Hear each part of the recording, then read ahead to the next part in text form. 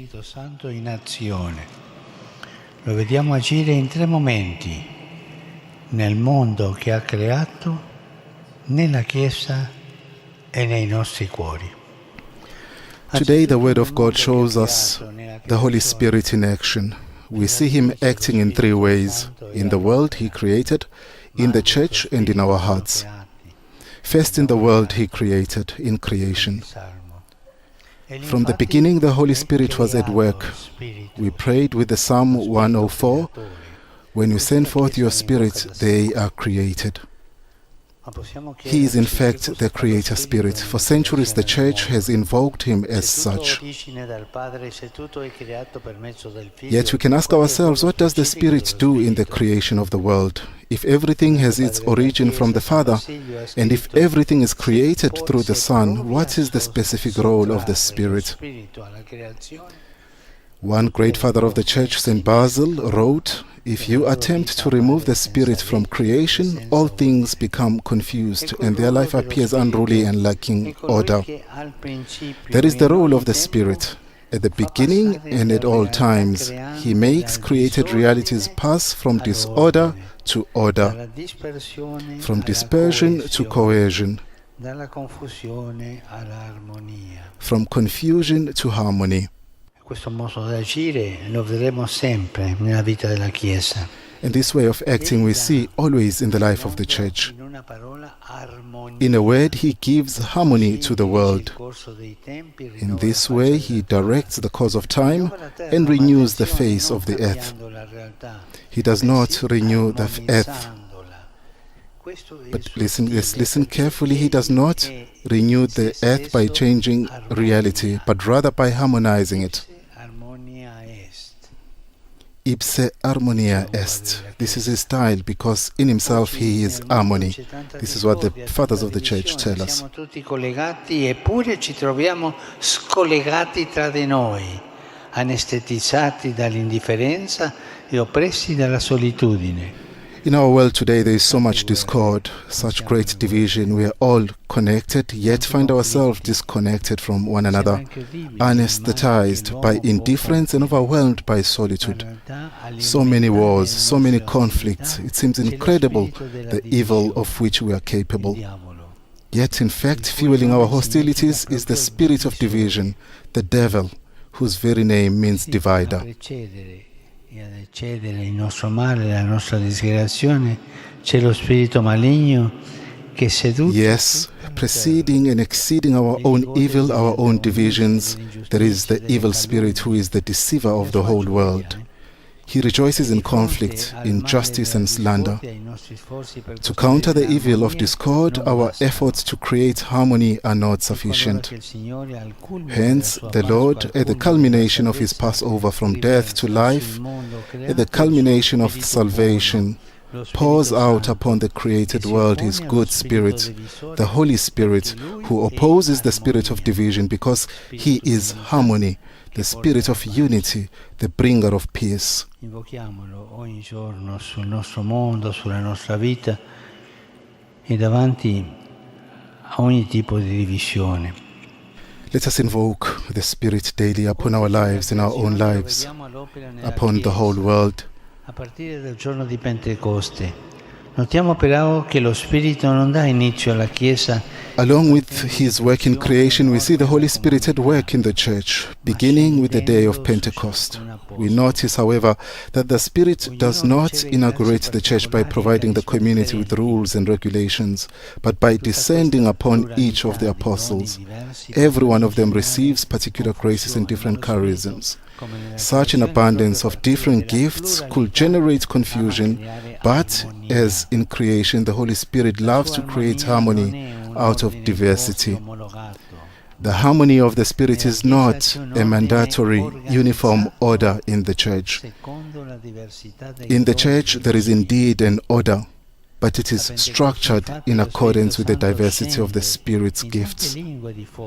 At Pentecost, the Holy Spirit descends in tongues of fire, He bestows upon each person the ability to speak the other languages and to understand in his own or her own language what is spoken by others. In a word, the Spirit does not create a single language, one that is the same for all. He does not eliminate differences or cultures, but harmonizes everything without reducing them to bland uniformity. This is important. It makes us think of what is happening in the world today, where we try to harmonize everything and make it in disciplines of appearances without substance. Let us remain in this absence and talk about the Spirit who doesn't begin with a structured process as we will do ourselves. Let us think about this. The Spirit does not begin with a clearly outlined program as we would, who so often become caught up in our plans and projects. No, He begins by bestowing gratuitous and superabundant gifts. Indeed, on that day of Pentecost, as the Spirit emphasizes, all were filled with the Holy Spirit. All were filled. That is how the life of the church began, not from a precise and detailed plan, but from the shared experience of God's love. That is how the Spirit creates harmony. He invites us to experience amazement as His love and at His gifts present in others. As St. Paul tells us, there are a variety of gifts, but the same Spirit. For in the one Spirit we were all baptized into one body. To see each of our brothers and sisters in the faith as part of the same body of which I am a member, this is the harmonious approach of the Spirit. This is the path that He points out to us.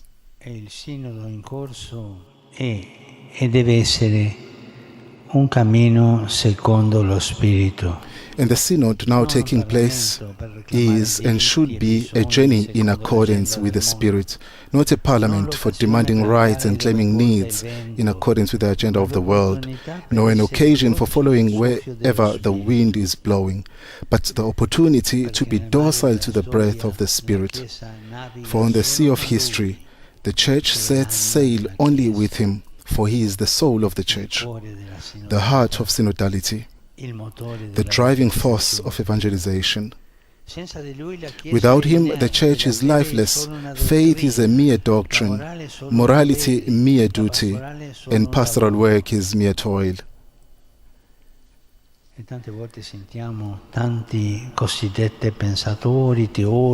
And quite often we hear a lot of thinkers and theologians that give us cold doctrines which seem like mathematics. They miss the Spirit inside. With Him, on the other hand, faith is alive. Faith is life. The love of the Lord convinces us and hope is reborn. Let us put the Holy Spirit back at the center of the Church. Otherwise, our hearts will not be consumed by love for Jesus, but by love for ourselves. Let us put the Spirit at the start and heart of the Synod's work, for it is He above all whom the Church needs today. Let us say to Him each day, "Come, come," and let us journey together, because, as at Pentecost, the Holy Spirit loves to descend when all come together. Yes, to manifest Himself to the world, He chose the time and place where all were gathered together. The people of God, in order to be filled with the Spirit, must therefore journey together. Do synodal. Si rinnova l'armonia nella Chiesa, camminando insieme con lo Spirito al centro.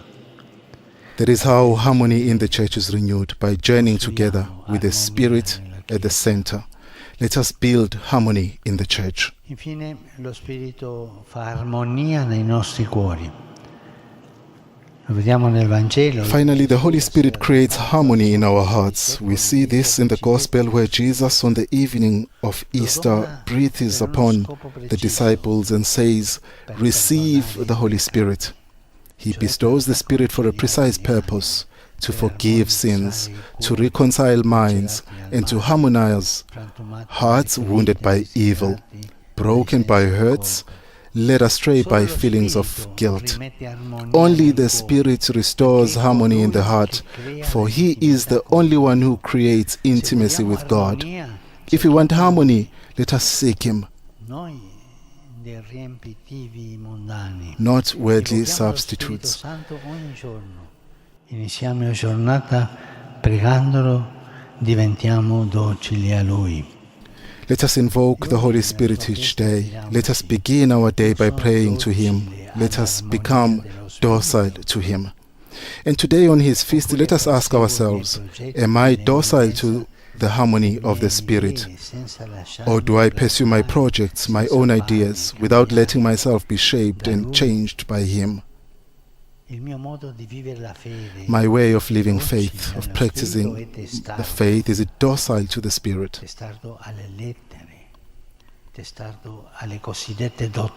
I am just stubborn to the doctrines, to the letter, which are just expressions that are sometimes very cold. Am I quick to judge? Do I point fingers and slam doors in the face of others, considering myself a victim of everyone and everything? Or do I welcome the Spirit's harmonious and creative power, the grace of wholeness that He inspires, His forgiveness that brings us peace? And in my turn, do I foster reconciliation and build communion? Promuovo riconciliazione, creo comunione, o sempre sto cercando, ficcando il naso dove ci sono difficoltà per sparlare? Do I forgive, or do I just go around gossiping, creating divisions? Am I able to forgive? Do I create communion? If the world is divided, if the church is polarized, if hearts are broken, let us not waste time in criticizing others and growing angry with one another. Instead, let us invoke the Spirit. He is capable of solving these problems. Spirito Santo, Spirito di Gesù e del Padre, sorgente inesauribile di armonia, ti affidiamo il mondo, ti consacriamo la Chiesa e i nostri cuori. Vieni Spirito Creatore, armonia dell'umanità, rinnova la faccia della terra. Viene, dono dei doni, armonia della Chiesa, rendeci uniti a te.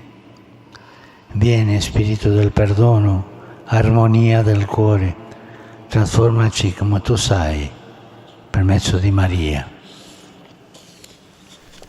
Holy Spirit, Spirit of Jesus and of the Father, inexhaustible wellspring of harmony, to you we entrust the world, to you we consecrate the church in our hearts. Come, Creator Spirit, harmony of humanity, renew the face of the earth. Come, gift of gifts, harmony of the church, make us one in you. Come, Spirit of forgiveness and harmony of the heart, transform us as only you can, through the intercession of Mary.